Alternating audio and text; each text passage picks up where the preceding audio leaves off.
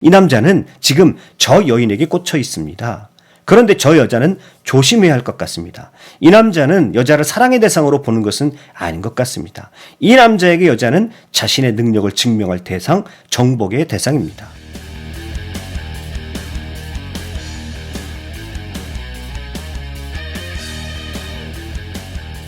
뒷모습이 어여쁜 사람이 참으로 아름다운 사람이다. 왜 그럴까요?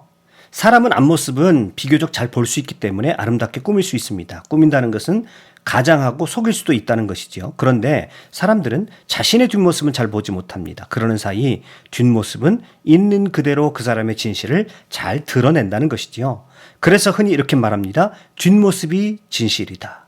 시인이 그래서 뒷모습이 어여쁜 사람이 참으로 아름다운 사람이다 라고 말하는 것입니다. 화가들도 뒷모습을 이런 의미로 자주 그립니다. 거의 모든 작품에서 사람이 등장할 경우 사람의 뒷모습만을 그린 화가가 있습니다. 독일 낭만주의 화가 카스파르 다비드 프리드리히입니다. 프리드리히가 화가의 뒷모습을 그린 이유는 두 가지가 있는 것 같습니다. 먼저 하나는 사람의 뒷모습을 보여줌으로 해서 그 그림 속에 등장하는 인물과 동일한 시점으로 감상자들이 무엇인가 보도록 느끼도록 하려는 의도가 있고요. 또 하나는 위에서 말씀드린 대로 그 뒷모습 자체가 그 인물의 숨길 수 없는 진실이 담겨져 있기 때문에 그렇습니다.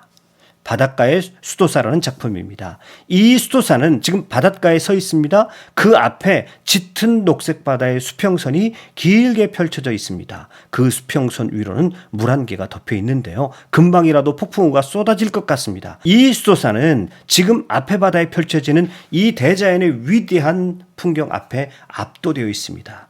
그 거대한 자연의 풍경 앞에서 이 사람의 모습은 너무도 작은 모습으로 너무도 보잘것없는 존재로 서 있는 것입니다. 수도사의 뒷모습은 마치 그 자연 속으로 빨려 들어갈 것 같습니다. 이런 것을 물화일체 경지라고 해야 하나요? 이 그림을 통하여 화가는 감상자들에게 당신들도 이 위대한 자연 앞에서 옷자락을 여미라고 말하는 것 같습니다. 이렇게 프리드리히는 거대한 대자연을 경외감을 가지고 맞이하는 인간의 뒷모습을 화폭에 많이 담았습니다.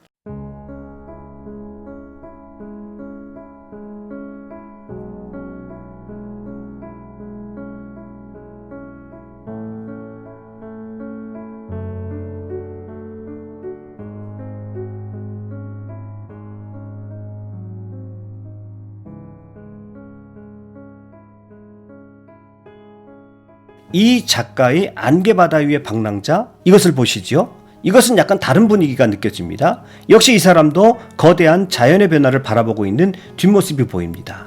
그런데 위에서 보았던 물화일체의 모습은 아닌 것 같습니다. 무엇인가 뒷모습에서 결연함이 보입니다. 이 사람은 높은 산에 올라가서 그 밑으로 보이는 안개바다를 보면서 그것을 마치 자신 앞에 닥쳐있는 어려움을 상징하는 것으로 느끼는 것 같습니다. 그래서 내가 이 산 위에 올라와서 그것을 내려다보고 당당하게 서 있듯이 삶의 모든 어려움들을 이겨내고자 하는 결연한 의지가 보이는 듯합니다. 창가의 여인입니다.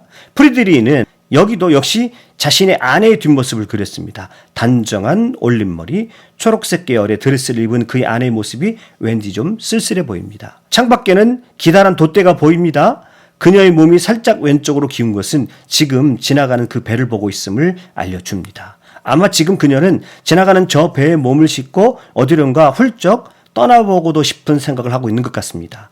그러나 기껏해야 그녀가 지금 할 수 있는 일은 조그만 창문 너머로 지나가는 배를 바라볼 수 있을 뿐입니다. 초현실주의 화가 살바도르 달리가 21살의 젊은 나이에 그의 누이 동생을 모델로 해서 그린 작품입니다.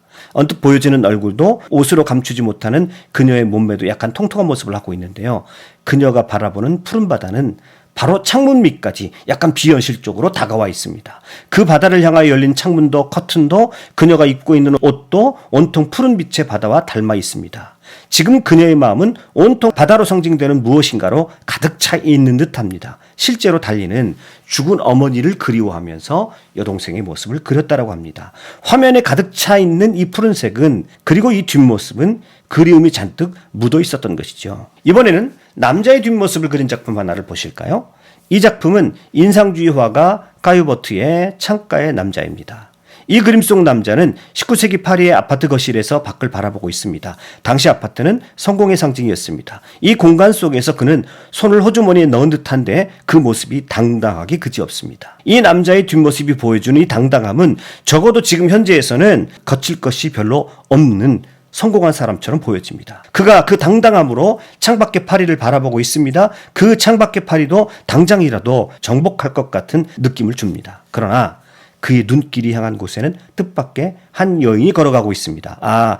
이 남자는 지금 저 여인에게 꽂혀 있습니다. 그런데 저 여자는 조심해야 할 것 같습니다. 이 남자는 여자를 사랑의 대상으로 보는 것은 아닌 것 같습니다. 이 남자에게 여자는 자신의 능력을 증명할 대상, 정복의 대상입니다. 이 남자의 황제 같은 그 뒷모습이 그것을 말해주고 있는 것이죠. 분명히 남자는 겉모습으로는 저 여자 앞에 가서 이런 모습을 보여주지 않을 수도 있을 것 같습니다. 아주 친절하고 좋은 매너로 다가갈 것입니다. 그러나 그 모습에 속으면 안 될 것 같습니다. 자신의 여자로 만든 후에 그녀 위에 군림할 것이 뻔하기 때문입니다. 이 남자의 뒷모습이 그것을 말하고 있습니다. 또 다른 뒷모습을 담은 그림을 보여드리겠습니다. 이 여인의 뒷모습에서 무엇을 느끼실 수 있나요? 여인은 왼손에 쟁반을 들고 집안일을 하고 있다가 문득 무엇인가 떠오르는 듯 오른쪽을 바라보고 있습니다. 잠시 정념에 사로잡혀 있는 것이죠. 무슨 생각이 떠올랐을까요? 사실 우리도 문득 이런 순간을 맞이할 때가 있습니다. 조금 쓸쓸해 보입니다. 분주하게 일을 하다 보면 잊었다가 문득 내가 왜 이렇게 살고 있지? 이런 느낌일까요? 이 작품을 그린 화가는 한메르쇼이입니다. 특히 이 화가는 자신의 아내가 실내에 있는 모습, 그 중에서도 뒷모습을 많이 그렸습니다. 그 아내가 피아노 옆에 서 있습니다. 손에는 무엇인가 들려 있습니다. 전체적으로 사각형의 무늬 장식, 사각형의 액자, 그리고 색상 또한 회색 톤으로 명암의 짙음과 얕음을 표현하고 있어서 아주 고요하고 차분한 느낌을 연출하고 있습니다. 왼쪽에서 비춰오는 빛이 포근하게 그 고요를 감싸고 있습니다. 누구라도 이 방에 들어가면 조금은 마음이 차분해지고 가라앉을 것 같습니다. 그런데 이 여인의 뒷모습을 가만 보고 있으려니 조용한 파란이 일어나고 있는 것 같습니다. 그것이 무엇일까요? 조용하기는 하지만 이 여인의 내면에서 무엇인가 파란이 일어나고 있고 이 여인에게는 결코 작은 문제는 아닌 것 같습니다. 이 파란이 이 고요함을 깨트리고 커다란 파묻으로 이어질까요? 아니면 이 고요함 속으로 다시 잦아들까요? 이 작품의 분위기로 봐서는 그 파란은 이내 다시 그 정적, 고요함 속으로 잦아들 것 같이 생각이 되네요. 창밖을 내다보는 이 여인의 쓸쓸한 뒷모습, 만약에 이 여인의 검은 드레스가 조금 더 선명했었더라면 아마 그 파란은 계속되었을 것 같습니다. 그녀의 검은 드레스는 이 방의 검은 그림자와 하나가 되어가듯 경계가 흐릿해지고 있는 것으로 보아서 결국 그녀는 이 고요한 방 속에서 그녀의 외로움도 깊어갈 것처럼 보입니다.